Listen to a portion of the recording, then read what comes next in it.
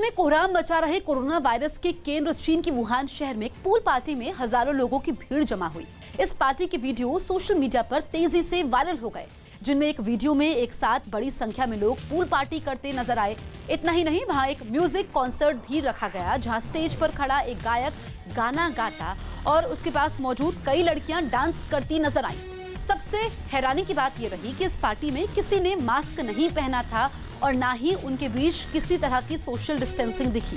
वो सभी लोग स्विमिंग पूल में जमा होकर बिना किसी डर के पार्टी का मजा लेने में मशगूल नजर आए।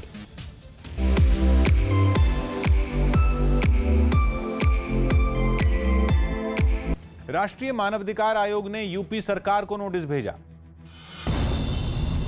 राष्ट्रीय मानवाधिकार आयोग ने यूपी के मुख्य सचिव और डीजीपी को नोटिस जारी किया। ये नोटिस लखीमपुर में एक लड़की की गैंगरेप के बाद हत्या के मामले में जारी किया गया। मानवाधिकार आयोग ने इन आरोपों पर 6 हफ्ते में जवाब मांगा है। गोवा के राज्यपाल सत्यपाल मलिक का तबादला कर दिया गया और अब वो मेघालय की जिम्मेदारी संभालेंगे, जबकि महाराष्ट्र के राज्यपाल भगत सिंह कोश्यारी को गोवा का भी प्रभार सौंपा गया। यूपी के स्वास्थ्य राज्य मंत्री अतुल गर्ग की कोरोना रिपोर्ट पॉजिटिव आई, जिसके बाद उन्होंने खुद को होम क्वारंटीन कर लिया। साथ ही अतुल गर्ग ने अपने संपर्क में आए लोगों से भी जांच करवाने की अपील की।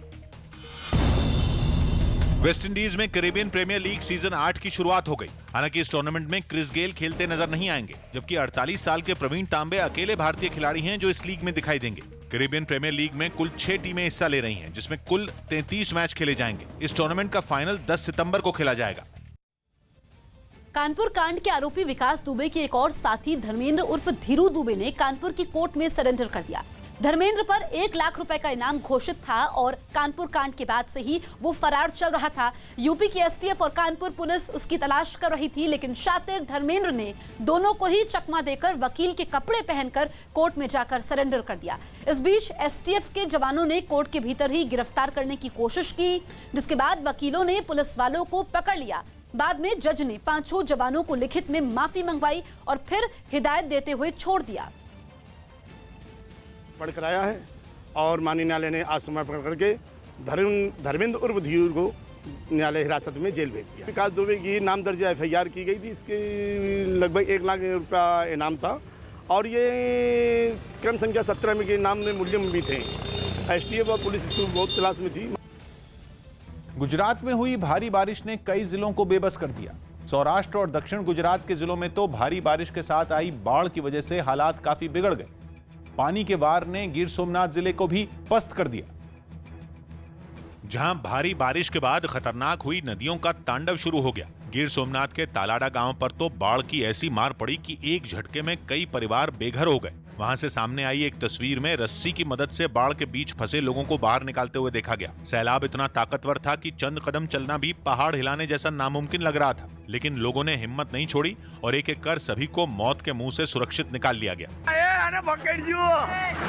कच्छ के दक्षिणी किनारे पर मौजूद मुंद्रा से भी बाढ़ के सितम की कुछ तस्वीरें सामने आईं, जिनमें पानी के तेज बहाव की वजह से एक भारी भरकम पुल टूटा हुआ नजर आया। पुल के ढहने से मुंद्रा बंदरगाह का संपर्क टूट गया। सौराष्ट्र की तरह दक्षिण गुजरात के सूरत में भी बाढ़ का सितम दिखा। वहां बारडोली के कई गांवों में 4 फीट से ज्यादा पानी भरने के बाद 300 से ज्यादा परिवारों को सुरक्षित इलाकों पर पहुंचाया गया। नवसारी जिले में भी बाढ़ ने खतरनाक रूप ले लिया। सड़कें तो जैसे कहीं गायब नजर आईं। अंबिका, कावेरी और पूर्णा नदी ने अपनी तबाही के जो निशान है वो अभी भी छोड़े हुए हैं। भारी बारिश और बाढ़ की वजह से गुजरात के कई जिलों में हालात काफी बिगड़ गए, क्योंकि इन जिलों में जलभराव की वजह से कई सड़कें बंद हो गई। जानकारी के मुताबिक पूरे गुजरात में फिलहाल 300 से ज्यादा सड़कें और एक नेशनल हाईवे बंद है। इसके अलावा 36 रूट ऐसे हैं जिन पर परिवहन विभाग की बसें नहीं चल पा रही हैं, क्योंकि गुजरात के कई जिलों में भारी बारिश का सिलसिला थमने का नाम नहीं ले रहा। पिछले 24 घंटे में गुजरात की 234 तहसीलों में भारी बारिश दर्ज की गई, जिनमें 104 तहसील ऐसी हैं जहां 270 मिलीमीटर से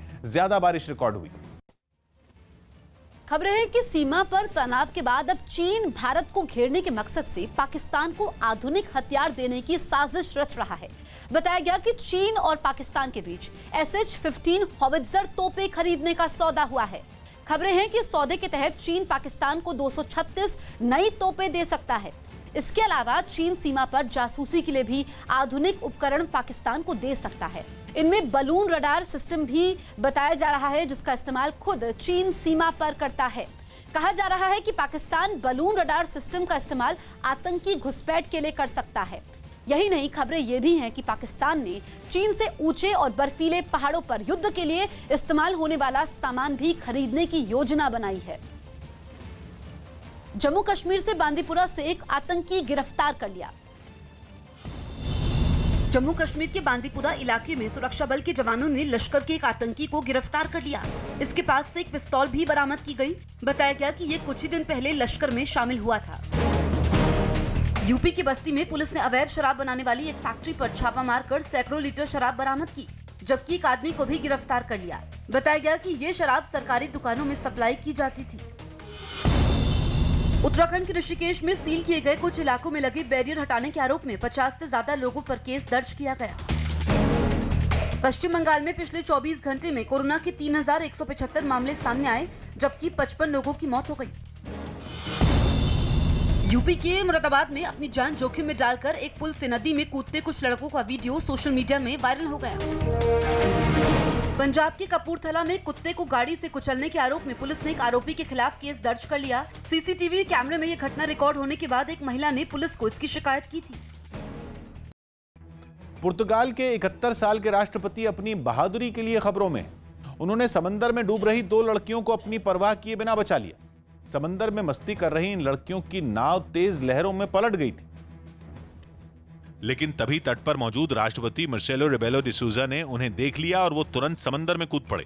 राष्ट्रपति तेजी से तैरते हुए उन लड़कियों के पास पहुंच गए और उनको निकालने की कोशिश शुरू की। एक और आदमी की मदद से राष्ट्रपति ने पहले उनकी नाव सीधी की और फिर उन्हें धकेलते हुए किनारे की तरफ बढ़ने लगे। जेट स्की पर सवार एक और आदमी भी मदद के लिए वहां पहुंच गया। सबकी मदद से लड़कियों को बचा लिया गया, जिसके बाद वो भी बाहर निकल आए।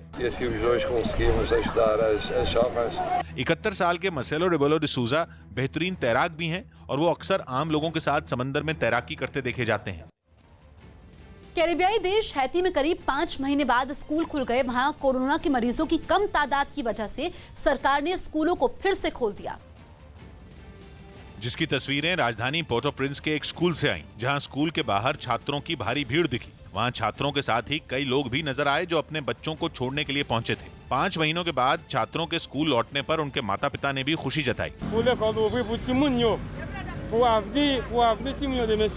हालांकि कोरोना के खतरे को देखते हुए स्कूलों में छात्रों के लिए कई तरह के इंतजाम किए गए। जिन छात्रों के पास मास्क नहीं थे उन्हें मास्क बांटे गए। साथ ही सभी छात्रों को कोरोना से बचने के तरीके भी बताए गए। इतना ही नहीं, स्कूल की दीवारों पर जगह जगह कई पर्चे भी चिपके नजर आए, जिन पर कोरोना से बचाव के संदेश लिखे हुए थे। पंजाब के जालंधर से एक सड़क हादसे की हैरान कर देने वाली तस्वीरें सामने आईं, जहां एक बेकाबू कार ने 4 लोगों को टक्कर मार दी।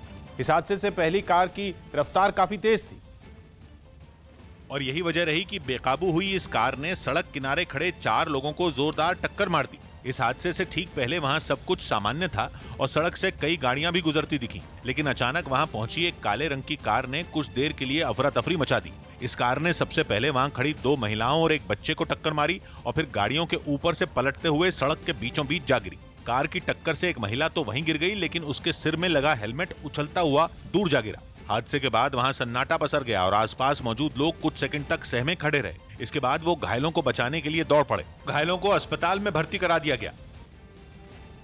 यूपी के चित्रकूट में कोरोना संकट के बीच खाद खरीदने के लिए किसानों की भारी भीड़ लग गई।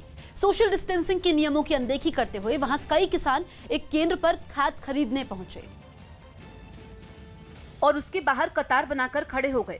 कतार में हर कोई एक दूसरे से काफी करीब खड़ा नजर आया और किसी को भी एक दूसरे से जरूरी दूरी बनाए रखने की बात याद नहीं रही। खाद लेने के लिए भीड़ भी इतनी ज्यादा लग गई कि काफी दूर तक किसानों की लंबी कतार देखी गई। कतार में खड़े खड़े कुछ लोग तो इतना थक गए कि वहीं जमीन पर बैठकर अपनी बारी का इंतजार करते दिखे। कुछ किसानों ने आरोप लगाया कि वो कई दिनों से चक्कर काट रहे हैं, लेकिन उन्हें खाद नहीं मिल रही। 4 दिन से लौट रहे हैं, खाद नहीं पा रहे। यहाँ क्या बताया जा रहा है, क्यों नहीं मिल रही? कहती खाद खत्म हो गई। किसानों ने बताया कि अगर समय पर उन्हें अपने खेतों के लिए खाद नहीं मिली तो उनकी फसल बर्बाद हो जाएगी। कांग्रेस ने फेसबुक के सीईओ को चिट्ठी लिखकर बीजेपी नेताओं के मामले में कार्रवाई न करने का मुद्दा उठाया। कांग्रेस ने फेसबुक के सीईओ को एक चिट्ठी लिखी और बीजेपी नेताओं के हेट स्पीच मामले में कार्रवाई नहीं करने के मुद्दे की जांच की मांग की। साथ ही कांग्रेस ने इस मामले में केंद्रीय मंत्री रविशंकर प्रसाद पर फेसबुक का बचाव करने का आरोप भी लगाया। फेसबुक से प्रश्न पूछा जाता है या उन पर कोई हमला होता है, उनके बचाव में स्वयं रविशंकर प्रसाद क्यों उतर आते हैं, ये उसका जवाब वही देंगे। जिसके बाद रविशंकर प्रसाद ने खुद कांग्रेस पर पलटवार किया। राहुल गांधी जी ये समझते हैं जो हमारे लायक काम नहीं करता वो संघ आरएसएस और बीजेपी के दबाव में है। एनआईए ने आईएसआईएस से जुड़े एक डॉक्टर को बेंगलुरु से गिरफ्तार कर लिया। आरोप है कि अब्दुल रहमान नाम का ये डॉक्टर 2014 में सीरिया गया था और आईएसआईएस के आतंकियों के इलाज के लिए बनाए गए कैंप में 10 दिन रुका था। दावा है कि वहां से लौटने के बाद ये डॉक्टर आईएसआईएस के आतंकियों के लिए ऐप तैयार कर रहा था ताकि उनकी मदद की जा सके। खबर है कि ईडी सुशांत मौत मामले में रिया चक्रवर्ती के जवाबों से खुश नहीं है। ऐसे में वो फिर रिया और उसके परिवार से पूछताछ कर सकता है। हालांकि इससे पहले ईडी रिया के सीए रितेश शाह का बयान दर्ज करेगा। साथ ही ईडी रिया के व्हाट्सएप कॉल की जानकारी भी जुटा रहा है। खबर यह भी है कि रिया के खर्चों और इनकम टैक्स रिटर्न में कोई मेल नहीं हो पाया है। राजीव गांधी खेल रत्न पुरस्कार के लिए 4 खिलाड़ियों के नामों की सिफारिश की गई, जिनमें रोहित शर्मा और पहलवान विनेश फोगाट भी शामिल हैं। साथ ही इस सूची में टेबल टेनिस खिलाड़ी मनिका बत्रा और पैरालंपिक स्वर्ण पदक विजेता मरियप्पन का भी नाम शामिल है। मध्य प्रदेश के सिवनी जिले के एक किसान के मुआवजे के मुद्दे पर कांग्रेस और बीजेपी भिड़ गए।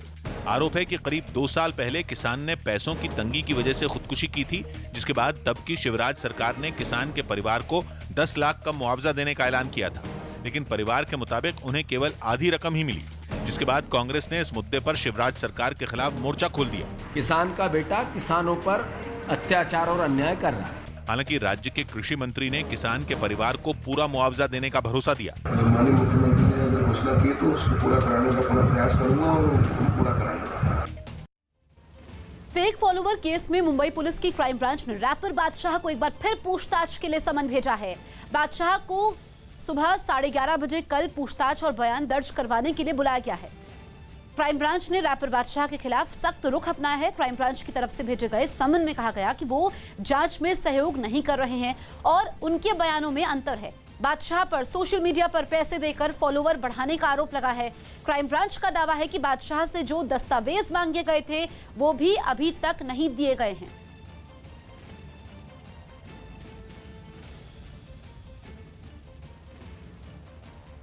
जयपुर में 3 दिन पहले हुई बारिश ने वहां के ऐतिहासिक एल्बर्ट हॉल म्यूजियम की सूरत बिगाड़ दी। मूसलाधार बारिश की वजह से म्यूजियम में करीब 4 फीट तक पानी भर गया, जिसकी वजह से वहां के बेसमेंट में रखी हजारों साल पुरानी मम्मी पर डूबने का खतरा मंडराने लगा। लेकिन म्यूजियम के कर्मचारियों ने बेसमेंट में रखे उस बॉक्स का कांच तोड़कर मम्मी को बाहर निकाला जिसमें उसे रखा गया था और उसे ऊपर शिफ्ट किया। ये मम्मी एल्बर्ट हॉल म्यूजियम का सबसे खास आकर्षण है और इसे करीब 130 साल पहले मिस्र से भारत लाया गया था। यही वजह रही कि राज्य के पुरातत्व विभाग के मंत्री बीडी कल्ला खुद वहां पहुंचे और हालात का जायजा लिया।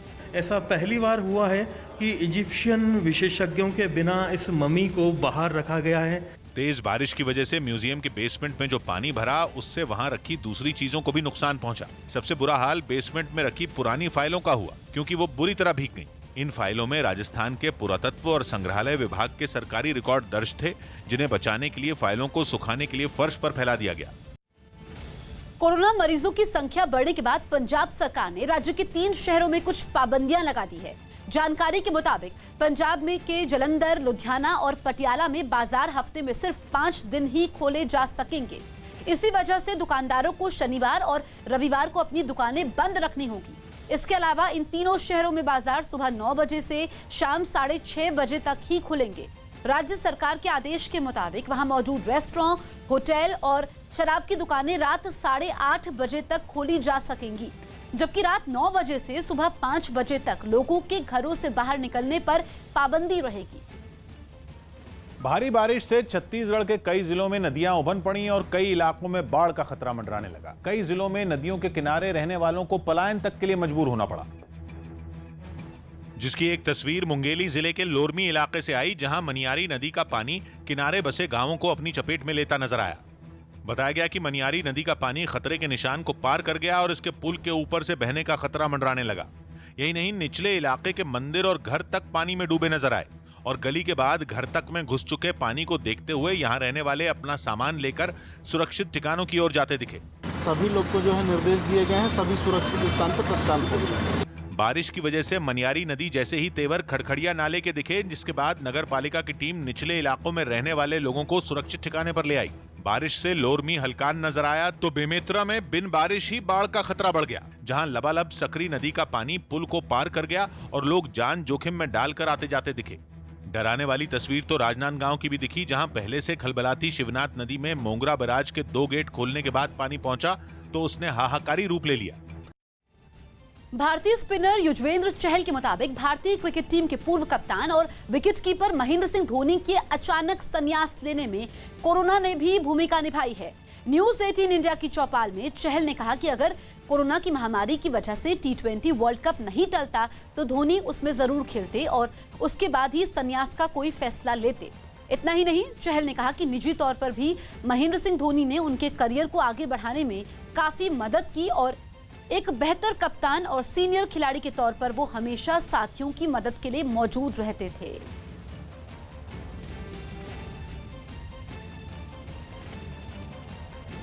चल सबसे बड़ी बात अगर 2020 को हम याद करें तो कोरोना काल तो रहा ही है सबके लिए, लेकिन MS धोनी भाई का जाना इस तरह से, इतने बड़े खिलाड़ी इस तरह से कैसे आप देख रहे हैं? क्योंकि सबको ये चाह रहा था कि धोनी भाई मैदान से विदाई ले।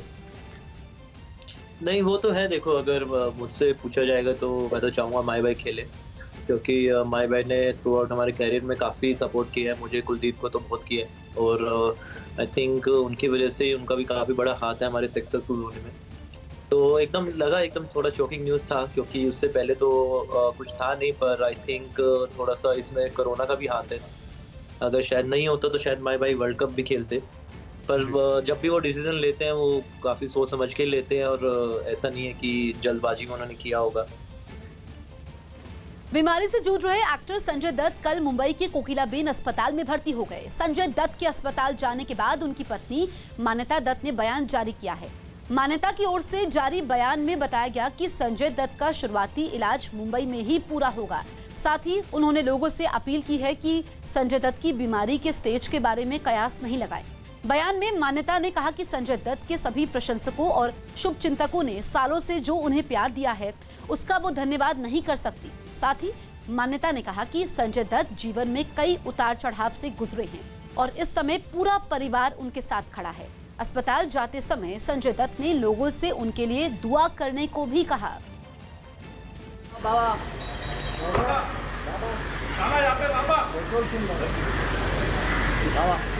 करो आप वापस आएंगे, अच्छे होके आप अच्छे होके आएंगे।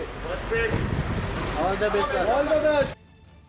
दक्षिण अमेरिकी देश अर्जेंटीना की राजधानी ब्यूनस आयर्स के पास एक इलाके से दिल को छू लेने वाली तस्वीर सामने आई। वहां कोरोना के इस मुश्किल दौर में गरीब बच्चों के मनोरंजन के लिए कुछ लोग कार्टून किरदारों के लिबास में उनसे मिलने पहुंचे और अपने पसंदीदा कार्टून किरदारों को अपनी आंखों के सामने देखकर घरों में बंद बच्चों की खुशी का ठिकाना नहीं रहा। कोई मिनी माउस से लिपट गया तो कोई मिकी माउस की गोद में ही चढ़ गया। इस शानदार पल को यादगार बनाने के लिए बच्चे कार्टून किरदार पिकाचू के साथ तस्वीरें खिंचवाते भी नजर आए। बच्चों के मनोरंजन के साथ ही कलाकारों ने उन्हें 200 से भी ज्यादा खिलौने और टॉफियां भी दी। गरीब परिवारों को खाने का सामान भी बांटा गया। लगातार हो रही बारिश की वजह से मध्य प्रदेश के मुंगेली में बाढ़ जैसे हालात बन गए हैं। मुंगेली में बना मनियारी जलाशय अब खतरे के निशान से ऊपर बह रहा है।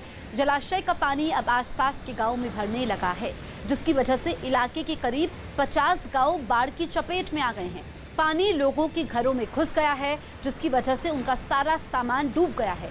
कुछ लोग पानी के बीच ही अपना सामान बचाने की कोशिश करते हुए भी दिखाई दिए। जानकारी के मुताबिक 50 से 60 कच्चे मकान बाढ़ की वजह से गिर गए हैं। प्रशासन ने इन इलाकों से करीब 1000 लोगों को अब तक सुरक्षित जगह पर भेजा है। पुलिस आ गई तो हम घर से निकल गया, छोड़ के दूसर के घर में मकान में जाके रात भर रहे। वहाँ ले सुबह आके निकाल के खोज काज करें तो पूरा सब बह गया, कुछ नहीं रह गया। 6 फीट पानी वेस्ट वेस्ट निकल रहा है। इसके अतिरिक्त जो गेट है जहाँ से हम पानी छोड़ते हैं वहाँ पर 4 फीट छोड़ा गया है और इसके कारण जो नहर है main canal D1, D2, D3, इन केनाल में काफ़ी दबाव आ गया है पानी का। पानी का ऊपर से कैचमेंट एरिया से आने के कारण अभी भी स्थिति नियंत्रण में नहीं कर सकता। आज सुप्रीम कोर्ट तय करेगी कि सुशांत सिंह राजपूत की खुदकुशी मामले की जांच मुंबई पुलिस जारी रखेगी या फिर मामले की जांच सीबीआई को सौंपी जाएगी। 14 जून को सुशांत सिंह राजपूत ने मुंबई में खुदकुशी कर ली थी, जिसकी जांच मुंबई पुलिस कर रही है। इसी बीच सुशांत के पिता की शिकायत पर पटना पुलिस ने इस मामले में अलग से एफआईआर दर्ज की और मुंबई में जांच के लिए अपनी टीम भेजी थी। लेकिन मुंबई पुलिस से जांच के अधिकार क्षेत्र को लेकर टकराव और सुशांत के पिता की मांग पर बाद में बिहार सरकार ने इस मामले की जांच सीबीआई से करवाने की सिफारिश कर दी। महाराष्ट्र सरकार और इस मामले में पटना पुलिस की तरफ से आरोपी बनाई गई रिया चक्रवर्ती ने सीबीआई जांच को सुप्रीम कोर्ट में चुनौती दी है। रिया चक्रवर्ती ने अपनी याचिका में दावा किया है कि उनके खिलाफ एफआईआर और मामले की सीबीआई जांच राजनीति से प्रेरित है, जबकि सुशांत के पिता और बिहार पुलिस की तरफ से दावा किया गया कि मामले में आरोपियों को मुंबई पुलिस की तरफ से बचाया जा रहा है, इसलिए निष्पक्ष जांच के लिए सीबीआई जांच जरूरी है।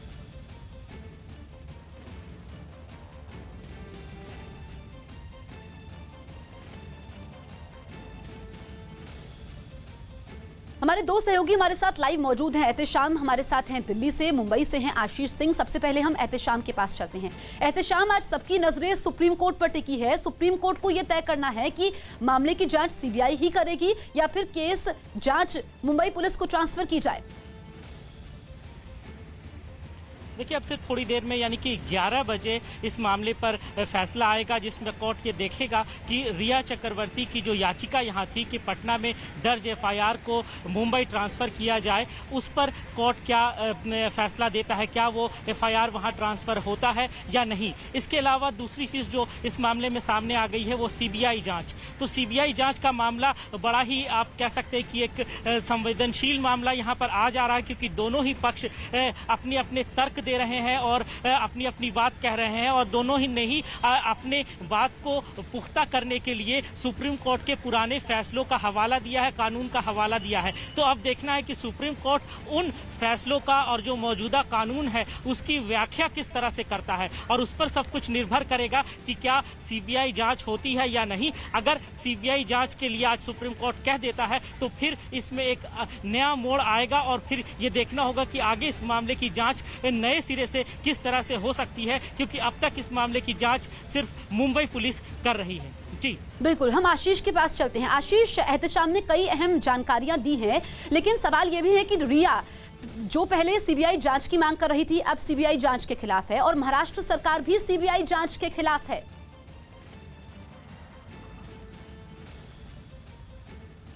आशीष, मामले में देखें तो बिहार पुलिस, मुंबई पुलिस और सीबीआई, ये जो ट्रायंगल बनता है, उस पूरे ट्रायंगल में अगर साफ तौर पे देखा जाए तो कहीं ना कहीं मुंबई पुलिस की किरकिरी हुई है। अब ऐसे में इस मामले में मुंबई पुलिस ने जो कल अपना पक्ष रखा है कि उन्हें जो है सुशांत सिंह राजपूत के बैंक अकाउंट्स का जो है फॉरेंसिक ऑडिट कराया था, जिसमें रिया के अकाउंट से हुई ट्रांजैक्शन की कोई भी जो है वो पिछले 1 सालों में ऐसे कोई प्रूफ नहीं मिले हैं कि कोई बड़ा ट्रांजैक्शन उनके अकाउंट में किया गया है, रिया के अकाउंट में, सुशांत के अकाउंट से किया गया है। लिहाजा जो सील बंद एक कहा जाए कि अपनी रिपोर्ट, अपनी इन्वेस्टिगेशन रिपोर्ट जो है मुंबई पुलिस ने सुप्रीम कोर्ट में सौंपी है, उसी को आधार मान रही है मुंबई पुलिस की। कहीं ना कहीं इस मामले में जो सवालिया निशान उठ रहा है मुंबई पुलिस का, उसके ऊपर ही सुप्रीम कोर्ट को अपना अहम फैसला सुनाना है।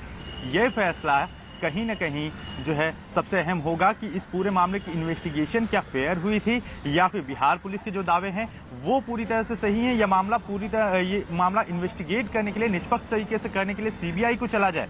उसे लेकर जो है ये कोर्ट का फैसला जो होगा वो सबसे अहम होगा। बिल्कुल, तो कुछ देर का इंतजार और है, और फिर उसके बाद सुप्रीम कोर्ट का सबसे बड़ा फैसला आएगा, जिसमें तय होगा कि मामले की जांच सीबीआई करेगी या फिर जो बिहार में एफआईआर दर्ज हुई है उस केस को मुंबई ट्रांसफर किया जाएगा। आप दोनों नजर बनाए रखिए इस मामले पर। वहीं महाराष्ट्र सरकार में मंत्री असलम शेख का कहना है कि सुशांत केस में मुंबई पुलिस पर सवाल खड़े करना सही नहीं है, क्योंकि मुंबई पुलिस की जांच अभी चल रही है। साथ ही उन्होंने ये भी कहा कि बिहार चुनाव की वजह से मामले को ज्यादा उछाला जा रहा है। मिनिस्टर हमारे साथ हैं।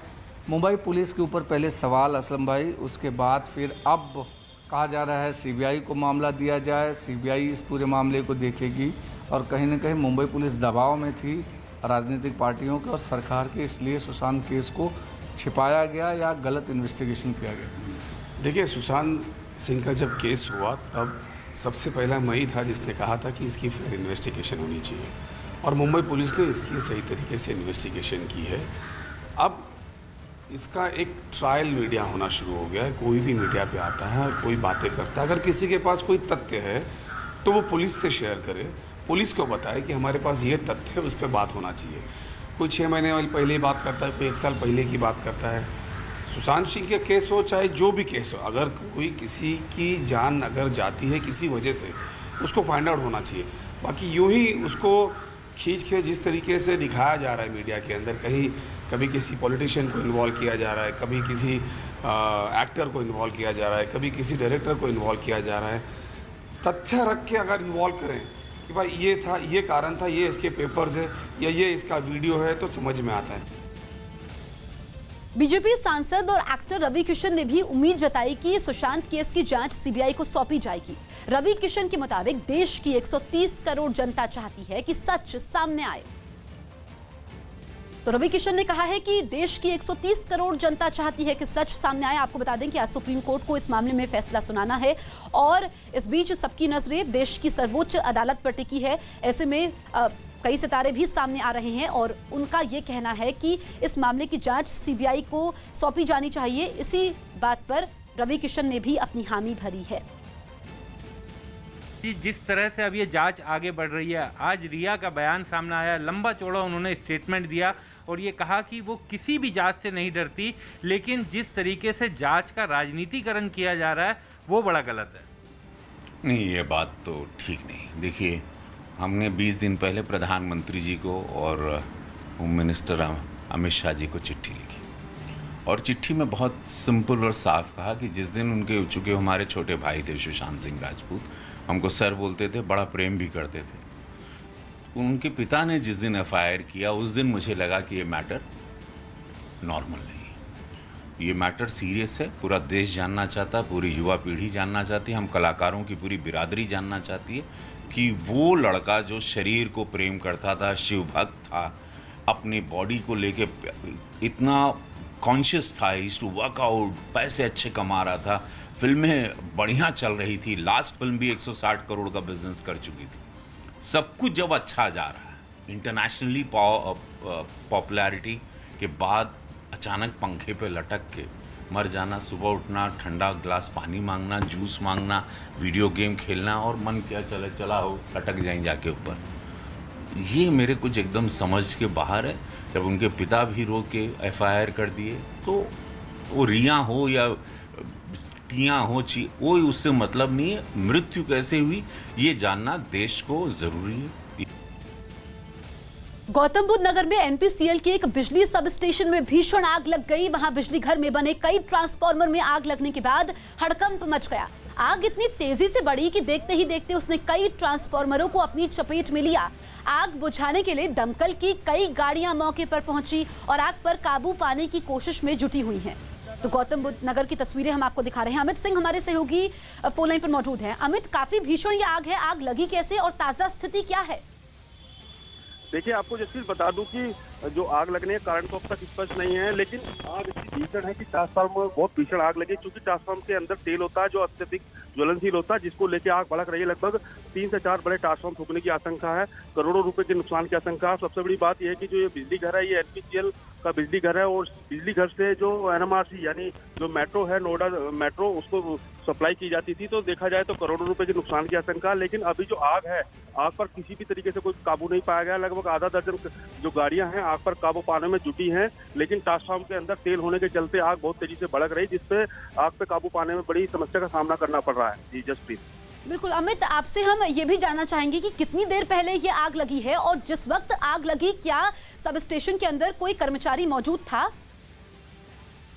देखिए जसप्रीत, जो आग लगने का बताया गया है कि अब से 2-3 घंटे पहले आग लगी थी और अभी तक आग पे काबू नहीं पाया गया है, क्योंकि जो ट्रांसफार्मर जो बने हैं उनके अंदर तेल होता है, तेल के चलते ही आग भड़क रही है। लेकिन अभी किसी जनहानि की सूचना नहीं है और आग लगने के स्पष्ट कारण अभी स्पष्ट नहीं हो पाए हैं। जांच के बाद ही स्पष्ट हो पाएगा कि आग क्यों लगी, क्या कारण रहे। लेकिन अभी इस तरह की ये सूचना है कि जो आग लगी है इससे करोड़ों रुपए के नुकसान की आशंका है। अमित, लौटेंगे हम आपके पास। तस्वीरें लगातार हम दिखा रहे हैं। गौतम बुद्ध नगर में एनपीसीएल के सब स्टेशन में बिजली घर में आग लगी है। कई ट्रांसफार्मर इसमें जलकर खाक हो गए हैं और करोड़ों के नुकसान की आशंका भी है। मध्य प्रदेश में पिछले कुछ दिनों से लगातार हो रही बारिश से नदी नाले सभी उफान पर हैं। मध्य प्रदेश के उमरिया जिले में छोटी महानदी समेत दूसरी सभी नदियां उफान पर हैं, जिसकी वजह से नदी का पानी अब सड़कों पर दिखाई दे रहा है। हालात ये हैं कि कई जगह नदी का पानी पुल के ऊपर से बह रहा है। इसकी वजह से कई इलाकों से संपर्क तक टूट चुका है। जिन पुलों पर पानी ऊपर से बह रहा है वहां पर पुलिस के जवान तैनात किए गए हैं। बावजूद इसके लोग अपनी जान को खतरे में डालकर पुल पार कर रहे हैं। बारिश हो रही है, इससे निचले क्षेत्रों में बाढ़ का खतरा बढ़ गया है, तो इसमें हमारी तैयारी पूरी है और हमारे बचाव दल के पास नाव है और हम किसी भी स्थिति से निपटने को तैयार हैं। और जनता को भी आगाह किया जा रहा है कि नदी नाले जब उफान पर हों तो रोड क्रॉस ना करें। चुनाव आयुक्त अशोक लवासा ने इस्तीफा दे दिया। चुनाव आयुक्त अशोक लवासा ने अपने पद से इस्तीफा दे दिया, जिसके बाद अब वो एशियाई विकास बैंक के उपाध्यक्ष का पद संभालेंगे। अशोक लवासा को जनवरी 2018 में चुनाव आयुक्त नियुक्त किया गया था। गुजरात के बनासकांठा में एक टीचर ने 2 लोगों पर परेशान करने का आरोप लगाया। इस टीचर का दावा है कि 2012 में उसने 2 लोगों से 7 लाख रुपए कर्ज लिया था, लेकिन दोनों ने इसे इतना परेशान किया कि उसने 2015 में श्रीलंका जाकर अपनी किडनी बेची और इसके बदले मिले 15 लाख रुपए दोनों को चुका दिए। टीचर का कहना है कि ये पैसे चुकाने के बाद भी उस पर और पैसे देने के लिए दबाव बनाया गया। अब इस टीचर ने पुलिस में शिकायत दर्ज कराई, जिसके बाद पुलिस ने भी जांच कर कार्रवाई का भरोसा दिया। इटली का football club Inter Milan Europa league football tournament के फाइनल में पहुंच गया। इस टूर्नामेंट का फाइनल मैच शुक्रवार को खेला जाएगा, जहां उसका मुकाबला स्पेन के क्लब सेविया के साथ होगा। अक्षय कुमार ने असम बाढ़ पीड़ितों के लिए 1 करोड़ की मदद दी, जिस पर राज्य के सीएम सर्बानंद सोनोवाल ने ट्वीट के जरिए उन्हें धन्यवाद दिया। चुनाव आयोग ने कोरोना संकट के बीच चुनाव कराने के लिए नए दिशा निर्देशों को मंजूरी दे दी। इनमें राजनीतिक दलों के सुझावों को भी ध्यान में रखा गया है। ये पूरे दिशा निर्देश अगले 3 दिनों में आ जाएंगे। नए नियमों के तहत सोशल डिस्टेंसिंग को ध्यान में रखते हुए चुनाव की बैठक करने की इजाजत होगी। आज होने वाली मोदी कैबिनेट में कई अहम फैसले लिए जा सकते हैं। जानकारी के मुताबिक सुबह करीब 10:15 बजे होने वाली इस बैठक में कैबिनेट कॉमन टेस्ट के जरिए अधीनस्थ कर्मचारियों के चयन के लिए नेशनल रिक्रूटमेंट एजेंसी के गठन को मंजूरी मिल सकती है। इसके अलावा सिविल सर्विस के अधिकारियों के लिए मिशन कर्मयोगी को मंजूरी मिलने की उम्मीद है। साथ ही कैबिनेट देश के 3 एयरपोर्ट जयपुर, गुवाहाटी और तिरुवनंतपुरम को पीपीपी मॉल पर लीज पर दिए जाने और गन्ने की सरकारी खरीद की कीमत 10 रुपए प्रति क्विंटल बढ़ाने के प्रस्ताव को भी मंजूरी दे सकती है। लद्दाख को कार्बन फ्री बनाने की प्रधानमंत्री की घोषणा के बाद यह काम एक मुहिम की तरह चल पड़ा। लद्दाख में प्लास्टिक कचरे से न केवल दीवारें बल्कि सड़कें तक बनाई जा रही हैं, जिसके लिए सरकारी एजेंसियां ही नहीं, लद्दाख के लोग भी अहम किरदार निभा रहे हैं। लेह से स्टोक नाम के गांव तक जाने वाली एक 11 किलोमीटर लंबी सड़क प्लास्टिक कचरे से बनाई गई है। सड़क न केवल मजबूत है बल्कि पानी से सड़क को नुकसान होने की गुंजाइश भी कम है। देखकर पहचान पाना भी मुश्किल है कि यह सड़क कोई आम सड़क नहीं बल्कि कचरे से बनाई गई सड़क है। कुछ ऐसा ही प्रयोग दीवार बनाने में भी हुआ। प्रोजेक्ट से जुड़े लोगों ने एक ऐसी दीवार दिखाई जो ईंटों से नहीं बल्कि प्लास्टिक की बोतलों से बनाई गई है। हम बोतल वैसे ना फेंक के ऐसे यूज करेंगे तो अच्छा लगता है। लद्दाख की खूबसूरती देखने के लिए देश के हर कोने से ही नहीं बल्कि दुनिया भर से सैलानी पहुंचते हैं। इसीलिए लद्दाख में जगह जगह खाली पानी की बोतलें और प्लास्टिक का बाकी कचरा मिलना भी आम बात है। लेकिन इस मुहिम के तेज होने के बाद सड़कों पर या झील के किनारे प्लास्टिक कचरा नहीं दिखता, बल्कि कचरा तो बोरों में भरा हुआ सरकारी एजेंसियों के दफ्तरों में मिलता है, जिसका इस्तेमाल सड़क और दीवार बनाने में हो रहा है। प्लास्टिक बोतल और प्लास्टिक वेस्ट के जरिए सड़क और दीवार को बनाना एक नई पहल है। प्रोजेक्ट से जुड़े लोगों का मानना है कि इस तकनीक का इस्तेमाल देश के बाकी हिस्सों में भी आसानी से किया जा सकता है। आंध्र प्रदेश के ईस्ट गोदावरी जिले में बाढ़ से हालात बेहद खराब हो चुके हैं। गोदावरी नदी का पानी किनारों को तोड़कर निचले इलाकों के गांव में भर गया है, जिसकी वजह से इलाके के सैकड़ों घर पूरी तरह से पानी में डूब गए हैं। कई गांव में लोग बाढ़ के पानी में फंसे हुए हैं। उन्हें प्रशासन की तरफ से मदद का इंतजार है। बाढ़ से खतरे का अंदाजा इसी बात से लगाया जा सकता है कि नदी के किनारे बना मंदिर पूरी तरह से पानी में डूब चुका है। मंदिर का सिर्फ ऊपरी हिस्सा ही पानी के ऊपर दिखाई दे रहा है। पूर्वी गोदावरी की तस्वीरें आप देखिए। मंदिर का निचला हिस्सा पूरी तरीके से पानी में डूब चुका है और पूरा इलाका बाढ़ की चपेट में है। ऐसे में जो आसपास के सटे हुए कई गांव हैं वो भी इससे प्रभावित हुए हैं। कोरोना मरीजों के इलाज में जुटे दिल्ली सरकार के एलएनजेपी अस्पताल में निगरानी के लिए करीब 800 सीसीटीवी कैमरे लगाए गए। एलएनजेपी अस्पताल में मरीजों के इलाज में लापरवाही बरतने के मामले सामने आते रहे हैं, जिन्हें दूर करने के लिए अस्पताल में हर जगह सीसीटीवी कैमरे लगा दिए गए। अस्पताल में दाखिल होने से लेकर वार्ड में मरीजों के पहुंचने तक हर एक तस्वीर की निगरानी का इंतजाम किया गया। इसके लिए अस्पताल में बने एक कंट्रोल रूम में अलग अलग जगहों पर निगरानी रखने के लिए कई स्क्रीन लगाई गई हैं। यहाँ लगी हर स्क्रीन अस्पताल में लगे एक सीसीटीवी कैमरे से जुड़ी है। इस वक्त हम एलएनजेपी के मॉनिटरिंग रूम में मौजूद हैं। करीब 800 सीसीटीवी कैमरे लगाए गए हैं और उसकी पूरी मॉनिटरिंग यहाँ पर होती है। इतना ही नहीं, मरीजों को मिलने वाला खाना कैसा है, अस्पताल में साफ सफाई की व्यवस्था ठीक है या नहीं, इन सभी चीजों पर भी नजर रखने के लिए कैमरे लगा दिए गए। हमने पूरे अस्पताल में हमने कैमरे लगाए हैं। पेशेंट्स की हेल्प करने में बहुत ज्यादा मदद मिल रही है। बताया गया कि सीसीटीवी कैमरों की मदद से कोरोना मरीजों के परिवार वालों को उनकी सही हालत का पता चलने में आसानी होगी। मध्य प्रदेश के मंडला जिले में भारी बारिश के बाद उफान पर आई नर्मदा नदी का पानी वहां के कई रिहायशी इलाकों में घुस गया। नदी के सैलाब को देखते हुए प्रशासन ने निचले इलाकों से कई लोगों को निकालकर सुरक्षित ठिकानों तक पहुंचा दिया, ताकि खतरे से ऊपर बह रही नर्मदा की वजह से वहां जानमाल का नुकसान ना हो। उफान पर बह रही नर्मदा को देखने के लिए वहां के छोटे रपटा पुल पर भी लोगों की भारी भीड़ लग गई। कई लोग पुल के किनारे खड़े होकर नदी को देखते नजर आए। प्रशासन ने भी तुरंत वहां पुलिस की तैनाती की और एक लाउड स्पीकर के जरिए लोगों को पुल से दूर रहने की चेतावनी दी गई।